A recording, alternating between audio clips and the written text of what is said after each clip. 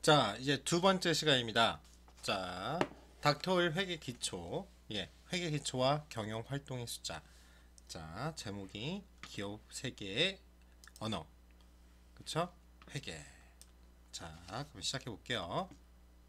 자, 회계란 무엇일까요? 자, 장부에 적는 거? 아니면 난해하게 막 써있는 산수?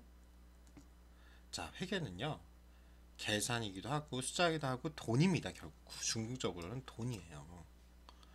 자, 맞아요? 아니에요. 계산, 숫자, 돈을 다 아우르는 거죠. 정확하게 말하면 뭐냐면 회계는 정보입니다. 정보. 그게 중요해요. 회계는 정보다. 뭐냐면 이 정보를 이용하려는 사람들, 그 정보 이용자라고 하거든요. 이겁니다. 이거는 항상 시험에 나오는 내용이에요. 합리적인 의사결정을 위해서 우리가 유용한, 그 정보 이용자들이 유용한 정보, 의사결정을 하는데 유용한 정보를 제공하는 게 바로 회계입니다. 다시 말하면 회계는 돈이기도 하고 숫자기도 하고 그건 나타나는 거고 중요한 건 정보다. 이렇게 아셔야 되고요. 근데 이 정보 제공이 어렵죠. 왜? 다수의 정보 이용자가 있죠.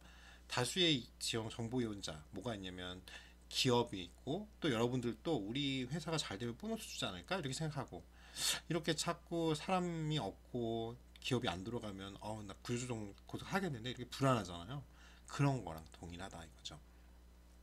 즉 다수의 정보 이용자에게 정보를 전달할 수 있는 좋은 방법이 뭐가 있을까 이렇게 생각한 겁니다. 정보 이용자의 의사결정에 유용한 정보, 이거 중요합니다. 그러려면 표준화돼야지. 다수의 정보 이용자들이 그 표준화되어 있지 않으면 요청하는 게 틀리잖아요. 그러니까 일단은 기준을 만든 거죠. 표준화. 그게 바로 재무제표라는 겁니다. 그래서 회계란 뭐냐? 재무 정보를 제공하는 거예요. 회사에서. 그래서 재무제표란 표준화된 양식으로 정보 이용자들의 의사결정을 돕는 겁니다. 그러면 정보 이용자는 과연 어떤 사람들일까요? 자, 은행, 그쵸? 은행도 있을 거고, 주주, 그쵸? 여기 주식 투자했잖아요. 뭐 요즘에 보니까 주가는 점점 떨어지는데 사람들이 빚져가지고 저건 반드시 오를 거야. 그리고 삼성 주식을 산다잖아요. 즉 여러분들 그 삼성 주식 사면 난 몇 퍼센트 그 정해져 있을 테니까 1%만 갖고 있다. 그래도 엄청난 거죠. 그거랑 똑같아요. 그러니까 그런 걸 주주라고 하죠. 주주들은 당연히 이 회사의 성장성 그리고 지금까지 벌어들인 아니면 매출액 그런 걸 관심이 있을 거 아니에요. 그리고 여러분들도 회사의 직원들 그리고 나라에서는 국세청 그쵸 세금 걷어야 될 거 아니에요. 그래서 이런 다양한 정보 이용자들은 각자 자신이 목적으로 하는 게 있잖아. 아까 지금 설명드렸잖아요. 그 각각의 목적이잖아요. 그래서 특정한 정보를 필요하는데 그거를 넣으면 뭐예요? 표준화된 양식인 재무제표를 통해서 유용한 정보를 얻으려고 한다 이거예요. 그래서 회계는 정보 이용자로 인해 여러 가지 패턴으로 이제 분화가 된다. 즉 나눠진다 이거죠. 그래서 회계 종류는 이겁니다. 경영진의 입장에서 내가 이제 이렇게 우리가 아까 처음 시간에 말한 매출 그래서 비용이 얼마 들어서 그쵸? 비용이 얼마 들어서 그걸 빼가지고 뭐야 순수하게 지금 수익이 얼마 났습니다. 이런 건 누가 제일 먼저 경영진이 궁금하고 그 다음에 괜찮다 싶으면 이제 다른 사람들도 보게끔 재무제표를 만들어서 공개를 한다는 거 아니에요. 이거는 양식이 정해있죠. 그냥 보고서예요. 규정이 필요 없고 이런 걸 뭐예요? 관리회계라고 합니다. 우리가 배우는 영역이에요. 그렇죠? 이제 근데 외부 정보 이용자는 여러 명이잖아요. 아까 말한 주주도 있고, 그렇죠? 그렇죠? 주주도 있고, 정부에서는 국세청, 그렇죠? 이런 사람들, 주주, 이런 또 다른 회사나 여러분이 납품하는 업체들이 있다 보면 거기도 이 납품하는 돈 띄면 안 되잖아요. 그거랑 똑같아요. 그러니까 표준화된 양식이 필요하니까 규정이 필요합니다. 그걸 회계 기준이라고 하고요. 재무회계, 그렇죠? 세법에서는 세무회계가 있는 겁니다. 자, 그러면 회계는 재무회계가 크게 관리회계로 납니다. 그래서 여기 중간에 원가회계가 있어요. 원가회계가. 그래서 재무회계는 이거 시험에 많이 나와요. 외부 정보 이용자, 다수의 정보 이용자에게 표준화된 양식, 즉 회계 기준서, 그렇죠? 그렇게 돼 있고요. 관리회계는요, 내부 정보, 즉 경영진이나 여러분 뭐 노사도 그 노동조합도 관심이 있죠. 내부 보고용으로 사용한다 이거예요.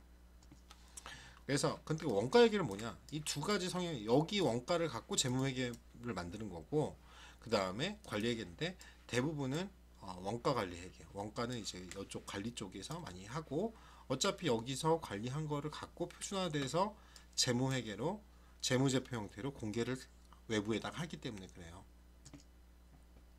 자, 그러면 한번 얘기를 해볼까요? 우리가 회계를 왜 알아야 될까요? 그쵸. 멈춘 걸 줄 알았어요. 혼자 얘기하는 줄 알고.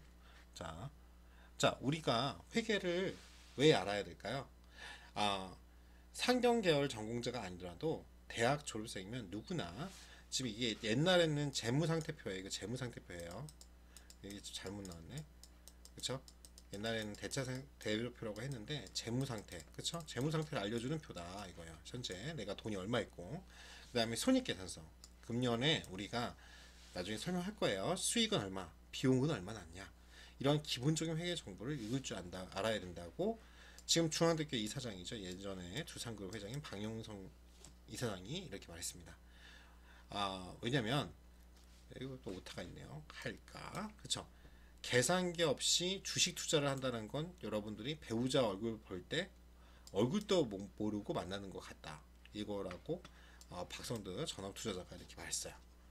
자, 그러면 결국은 회계는 반드시 알아야 된다 이거예요.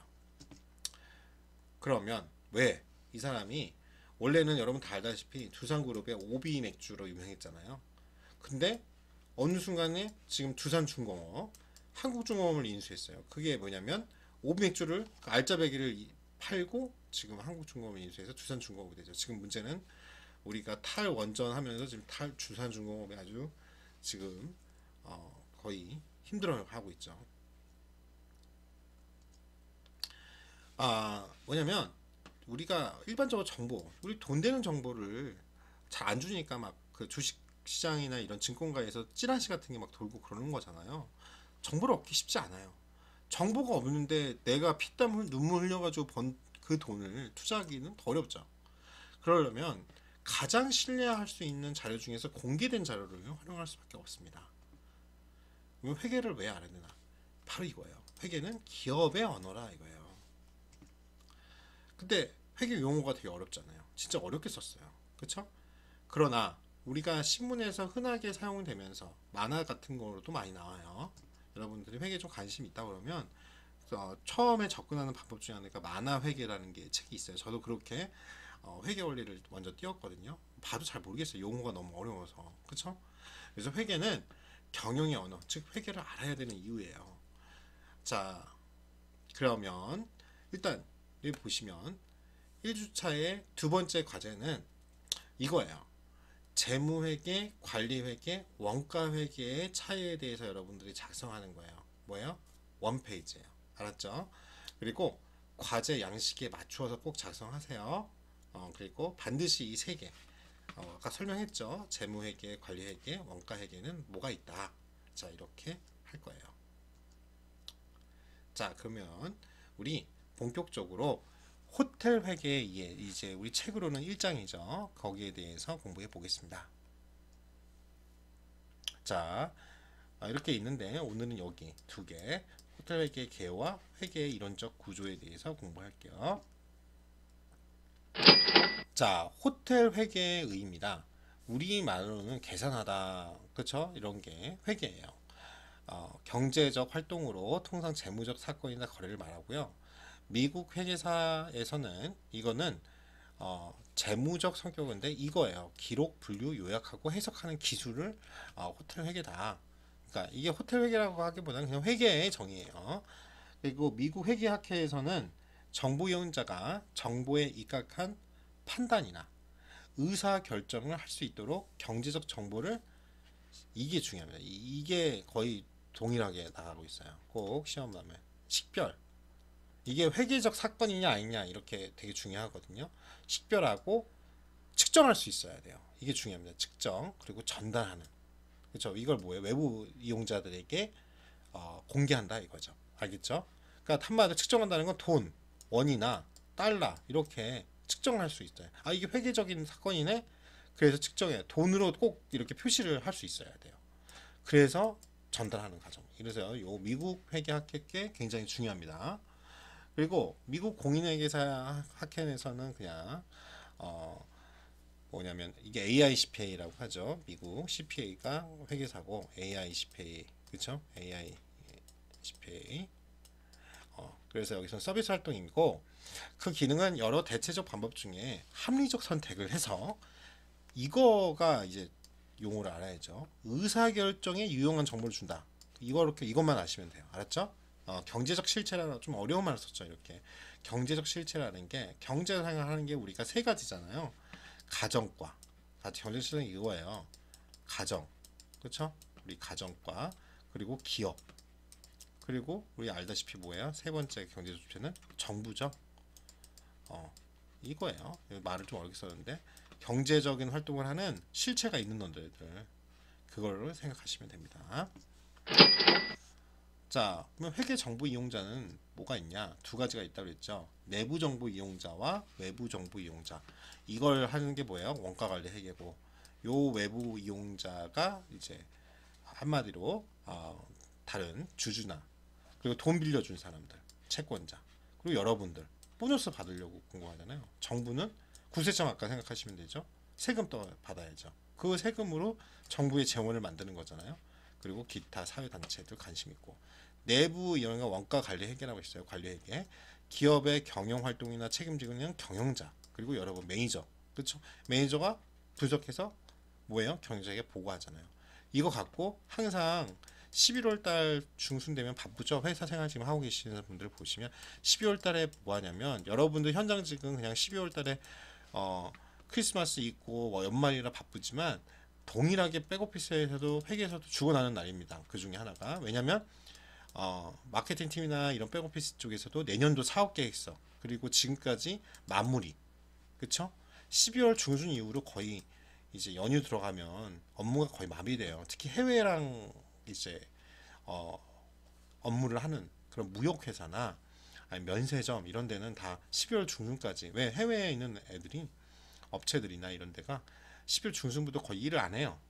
그쵸? 그래서 뭐예요? 이럴 때 마감 작업 우리 얼마 매출을 올렸고 내년도 사업 계획은 얼마큼 우리가 수익을 벌 것이며 이런 것들을 한단 말이에요. 그러면 기업의 목표를 수립하고 경영 활동을 평가해야겠죠. 자, 일반적인 회계 분류가 이렇게 됩니다.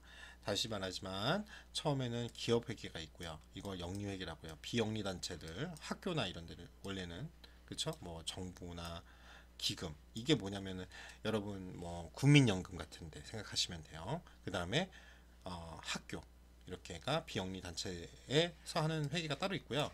우리는 이걸 다루죠. 그렇죠? 회사는 영리를 목적으로 하잖아요.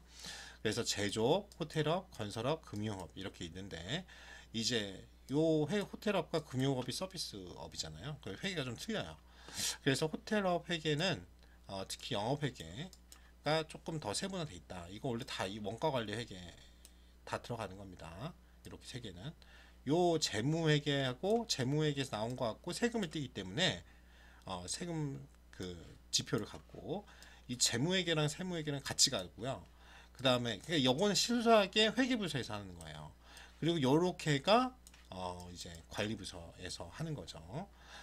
그리고 이제 영업은 현장직에서 한단 말이에요. 그래서 여러분 현장직을 많이 가기 때문에 일부러 관리회계가 아니라 이름은 영업회계라고 하고 그렇게 교재를 선정을 한 것 같아요. 그래서 자 호텔 회계의 기능에 대해서 같이 한번 공부해 볼게요. 관리적 기능이 있습니다. 뭐냐면 우리가 예산 잡는다는 게 이게 버젯 잡는다는 게 아까 말한 거 사업 계획서 해가지고 1월 달에 얼마 우리 2월 달 매출 얼마 그러면 거기에 필요한 비용은 얼마 이렇게 잡는 거예요. 그걸 예산이라고 하죠. 그리고 우리가 표준화시킨 매출 목표가 있을 겁니다. 내년도에 우리가 몇십억 정도 달성할 거다. 그러면 월별로 뭐 n분의 1로 안 하죠. 보통 우리는 어떻게 해요? 성수기와 비수기가 나눠져 있잖아요. 그래서 그거를 이제 나누는 거죠, 구간을. 근데 일단은 전반적인 우리가 매출 목표가 있을 거 아니에요. 그래서 항상 어떻게 되냐면 이렇게 실제로 가다 보면 우리는 이렇게 매출 목표를 예를 들어서 50억을 달성할 거야 내년도에. 그리고 딱 봐가지고 실제로 해보니까 이게 47억, 3억이 비네. 그러면 항상 이제 하는 게 뭐냐면 마케팅이나 분석팀에서, 그쵸? 요 차이를 분석해요. 그쵸? 회계에서는 요 분석은 뭐 그냥 수치만 해가지고 보고서만 만드는 거고, 요 나머지 갖고 기획부서랑 마케팅이나 이런 백오피스 쪽에서 이거 갖고 분류를 하는 겁니다. 그때 예전에는 이 사람들만 했는데, 실제로 우리 같은 호텔 회계 같은 경우에는 영업장에 있는 매니저가 더 잘 알죠. 그쵸? 거기에서 손님 상대하는 업무를 하니까. 그래서 같이 요즘에는 의견을 전달해서 같이 하는 경향이 많습니다. 참고로 알아두시고요. 그래서 재무 관리, 그쵸? Financial Management라고 합니다. 그 다음에 원가 관리, 그쵸? 아까 말한 거 계속 말하고 있어요. 왜 비용을 줄이는 방법. 그게 코스트 매니지먼트예요. 그걸 정확히 해야 된다는 거고요.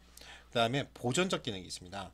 당연히 기록할 일체의 재산이 회계 장부에 기록되어 있는가, 그쵸?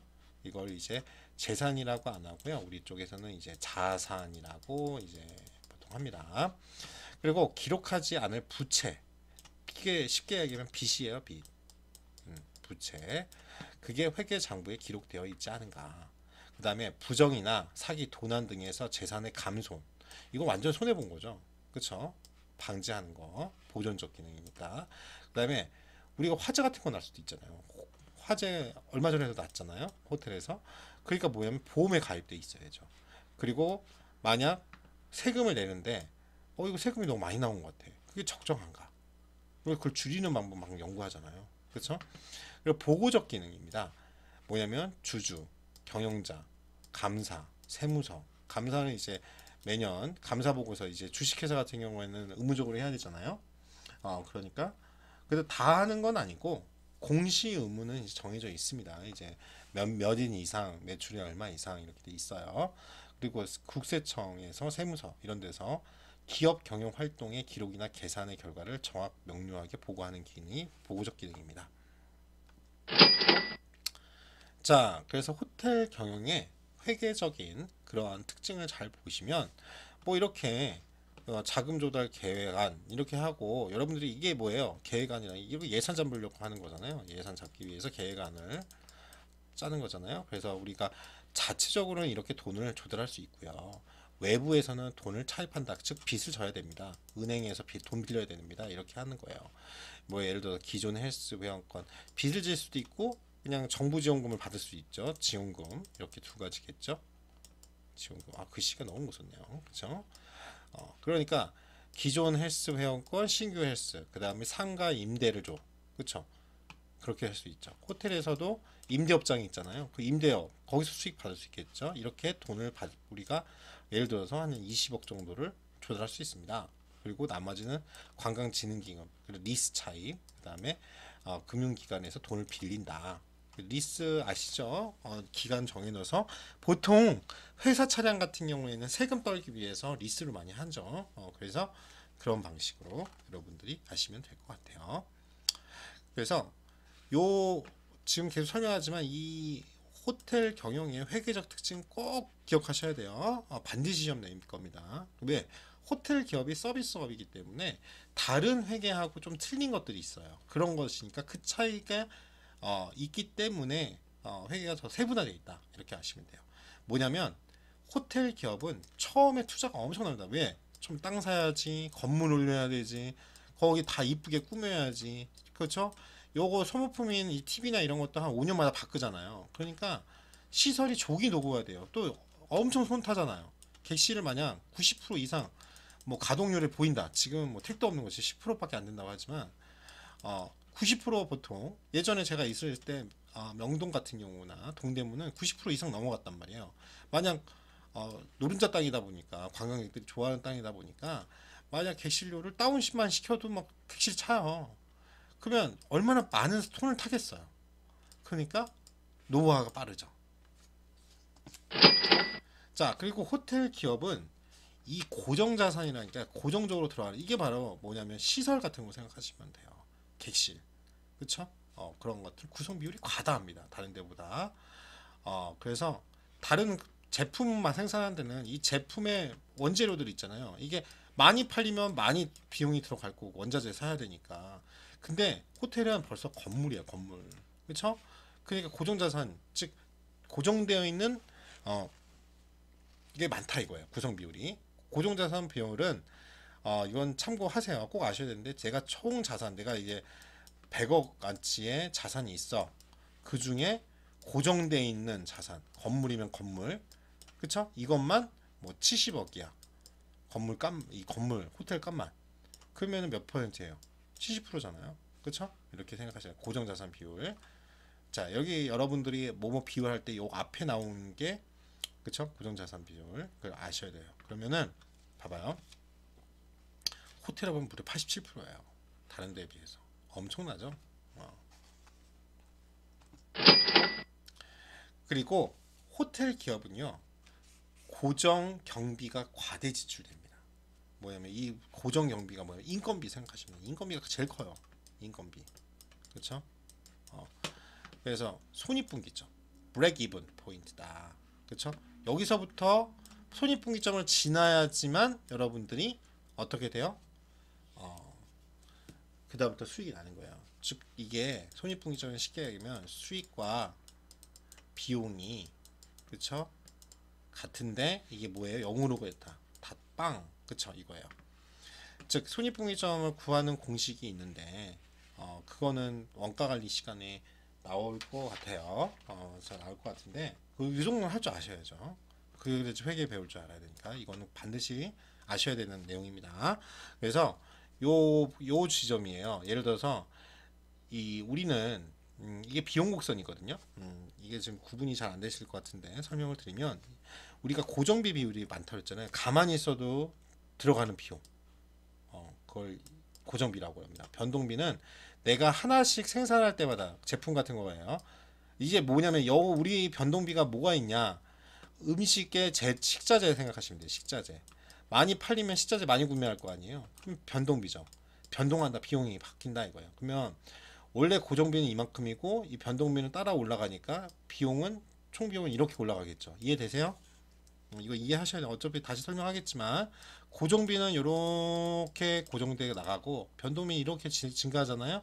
그러니까 우리의 총 비용은 여기 고정비를 있는 여기서 이거 그대로 올리시면 되죠. 이렇게 나갈 거예요. 이게 총 비용이에요. 자, 우리는 매상은 하나도 빵이었다가 이렇게 올라갈 거 아니에요. 그쵸? 그러면 여기에 만나는 게 손익분기점이다 이거예요. 그러면 여기까지는 손해만 보고 있는 거죠. 원래 그렇잖아요. 처음에 투자 비용이라고 생각해요. 이건 순손실이죠. 이건 투자비라고 생각하시면 돼요. 여기서부터는 매상이 많이 올라가면 총 비용을 하고도 남는 거죠. 이제 여기서부터 순이익이 남는 거죠. 그래서 요거 개념은 아시죠? 나중에 계산하는데 나중에 공식은 이제 외우라고 보통 안 해요. 그렇죠? 공식은 주어질 겁니다. 여러분 실제 회사에서 뭐 일을 할 때 공식 봐요? 아니잖아요. 공식이 이제 엑셀이나 이런 데 정해져 있으면 거기다 입력만 하면 돼. 원리를 아셔야죠. 그렇죠? 제가 만약 손익분기점 문제를 시험에 낸다. 그러면 공식은 주어질 거예요. 대신 여러분들이 계산할 줄 알아요. 언제? 왜? 손익분기점을 되게 아셔야 뭐가 되냐? 여러분들이 내가 장사를 해도 얼마나 승산이 있는지 그 예측이 가능하잖아요. 즉 체산성이 있어야 된다 이거예요. 즉 그게 손익분기점을 산출하는 공식이 있고 어떤 일정한 매출을 할 때 손익액을 산출하는 공식이 있고 특정 목표하는 수표를 할 때 사용하는 공식이 있습니다. 그 공식에 대해서는 손익분기점이 여기 나오면 제가 설명을 꼭 드릴게요. 지금은 그냥 넘어갈게요.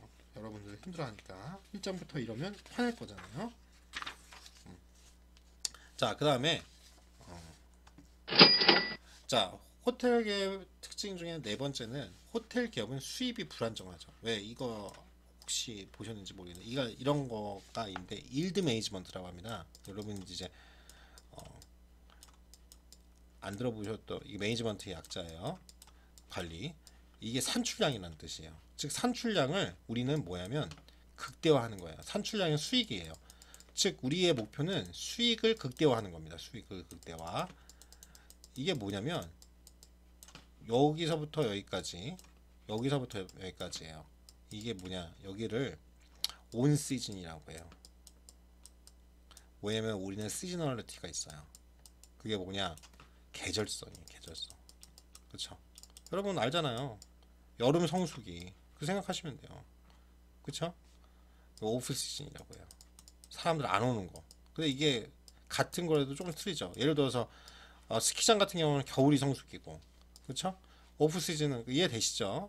리조트 같은 경우는 뭐 해안가에 있다. 그러면은 보통은 겨울이 오프 시즌이죠. 그러니까 이런 걸 하고 있어요. 그러니까 우리의 목표는 이 차이를 줄이는 거예요. 줄이는 거. 이해되죠? 이렇게 차이가 크면은 요때는 그래서 어떻게 하냐면 그래서 비정규직이 많은 거예요. 왜냐면 고정비잖아요, 고정비. 여기 구조를 알아야 돼요. 고정비잖아요. 인건비는 한 번 하고 그냥 자랐다가 너 다시 와 이렇게 할 수 없잖아요. 그리고 교육도 엄청 시켜야 되잖아요. 그러니까 정규직 최정예 멤버만 항상 딱 이걸 보시고 여러분들이 이렇게 생각하시면 돼요. 왜 우리는 이렇게 비정규직이 많지? 계약직이 많지? 이렇게 생각하실 게 아니라 생각해보세요. 여러분이 사업을 하고 호텔하고 레스토랑 한다고 해봐요. 그러면 이게 현실적인 문제가 된다고요. 저도 옛날에 그냥 직장만 다녔을 때는 맨날 25일 기다려졌어요. 월급날. 그쵸? 그리고 그때 월급 받을 때쯤 되면 진짜 열심히 일했어요. 왜요? 그때 뭐 보통 승진이나 이런 거 할 때도 그런 걸 이제 인사고과나 이런 걸 하잖아요. 그래서 근데 막상 제가 이제 이렇게 나와서 제가 대표가 되고 운영을 하잖아요. 그러면 진짜 너무 처음에 저도 여직원이 하나 있었는데 지금은 그냥 1인 기업이에요. 지금 감당이 안 돼요. 그쵸?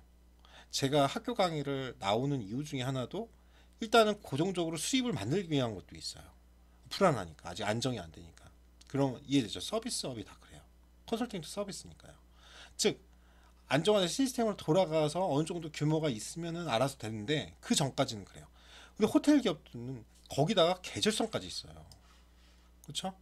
컨설팅도 그렇습니다. 그러니까 여러분의 수입이 불안정해요. 그래서 우리의 목표는 이거를 어떻게든 시스템화 시켜서 이걸 좀 줄이는 거. 그거 연구하는 게 이제 백오피스에 있는 기획실이나 마케팅 부서나 하는 거예요. 이걸 어떻게 그 불안정성을 줄일 거냐 이거예요. 그리고 회의업은 회계 제도상의 특성이 있습니다. 예를 들어서 호텔의 가장 특징이 뭐냐, 그렇죠? 가장 특징이 뭐냐면 바로 24시간 돌아간다 이거예요. 그러니까 뭐 인건비도 그렇지만 뭐 시설이 계속 불도 켜 있고 막 이래야 되잖아요. 그게 이제 가장 크고요. 두 번째는 영업장이 여러 개잖아요. 그러니까 건물은 하나 있는데 거기 안에 또 다른 자영업자 같이 이런 것들이 많고 거기다 일부는 또 임대업자예요. 그러면 요거는 그냥 임대 수익이니까 가기 쉽지만 요것들이 다 뭐예요? 다 영업장들이 각각의 독립적인 또 기업인 거예요. 그게 굉장히 중요하죠. 그리고 투숙객 집계랑 그 다음에 발생된 투숙객에 대한 매상 집계도 또 같아야 되잖아요. 그래서 회계 자동상의 특성이 있습니다. 그래서 제가 그 전에 있던 회사의 부영 같은 경우도 어떤 문제가 있으면 처음에 부동산 투자 건설업 회사들이 지금 많이 사잖아요. 근데 문제가 뭐냐면 이게 부동산 가치 때문에 지금 사거든요. 사실은 호텔을. 근데 이 운영을 하면서 잘 못해요. 그런 이유 중에 하는데 잘하는 데가 전문가한테 맡겨야 되는데 이 건설업 특성을 사고 하다 보니까 늦는 거예요. 여기는 봐보세요. 각각의 다 영업장이니까 그쵸, 세부적인 영업장이 얼마나 복잡해요. 이 건물 하나에서도. 그러니까 이제 이게 잘 몰라서 그래요. 부동산 업에서도 호텔은 세 번째 위험 자산이에요. 여러분 이거는 뭐 상식적으로 아셔야 되는 게 첫 번째는 오피스텔 월세 받는 거 이런 거 여러분 좋아하잖아요. 따박따박 월세 받고 그 여기는 이제 1년 아니면 뭐 10년 이렇게 계약을 하잖아요. 그러니까 그건 괜찮단 말이에요. 가장 안전적이에요. 두 번째가 뭐냐면 상가예요. 상가 같은 경우에는 여러분 뭐냐면 올리브영 생각하시면 돼요. 내가 여기 상가를 운영하는데 여기 만약 지금 공실 엄청 말 많잖아요. 공실 해가지고 안 채우면 그냥 돈 날리는 거죠. 내가 건물주여도 이해되시죠? 세 번째가 왜 운영이 들어가요. 그러니까 호텔은 위험해요. 최고로 위험한 데가 물류센터나 테마파크예요. 왜? 여기는 똑같이 호텔의 위험을 갖고 땅덩어리도 크고, 그쵸? 보통 뭐 이거 알다시피 1,000억이 넘잖아요, 보통 테마파크 하나 하면. 근데 이거 팔리지도 않아요. 살 사람도 없고, 그쵸? 그래서 이런 위험 자산군이 있다. 부동산에서는 이렇게 정리합니다. 부동산에서는. 그래서 이런 것들이 있기 때문에 거기다 우리 24시간 돌아가요. 그러니까 인건비도 나가지, 전기세 나가지, 그쵸? 그런 회계 제도상의 특성이 있다는 걸 여러분들이 꼭 기억하셔야 됩니다. 자, 일단 여기까지 하고 쉬었다 갈게요.